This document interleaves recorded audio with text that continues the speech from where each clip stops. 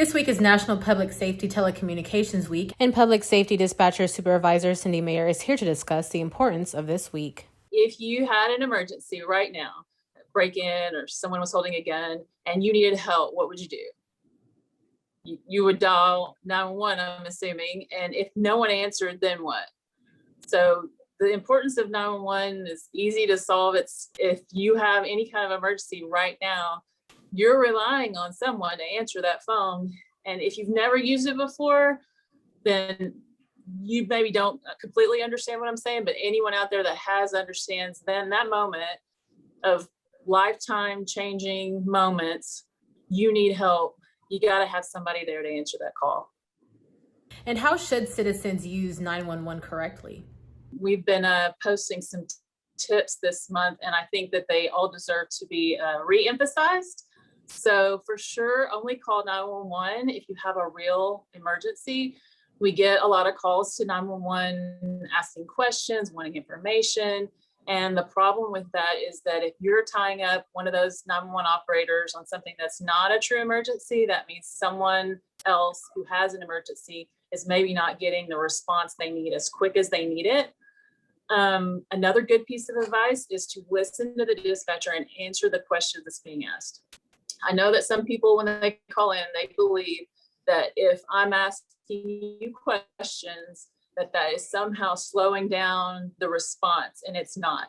They're trained extensively on what to ask, and they are putting things into a computer system that is shipping it to the people who are sending the resources that are needed. And so those questions are not slowing down any kind of response. So understand that and answer all the questions as best you can.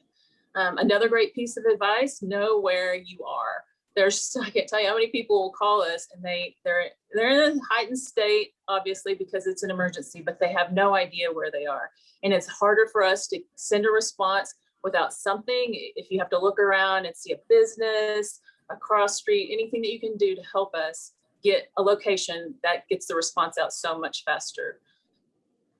And I think the last one that I really want to emphasize is understanding that if there's any kind of vehicle involved, getting that license plate is crucial to help us find a suspect on something. Some people will call in and they know there's a vehicle involved. They can describe everything about the vehicle, but when we say, what's the license plate? They have no idea. So even if you don't get anything else on that call, if you get that license plate, we're probably going to be able to track down who's involved.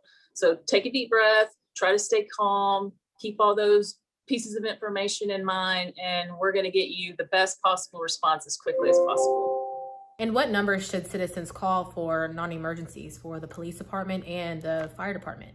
We would love it so much if you would use the non-emergency numbers for things that are not an emergency. So for police type calls that are non-emergency, 972-285-6336 is our non-emergency number. And then for the fire department side, 972-285-5422 is going to be our non-emergency for the fire side. So please, if it's not an emergency, let's use one of those numbers for anything else that's maybe you need some assistance on, but it's not a true emergency. Thank you for watching the Mesquite Minute.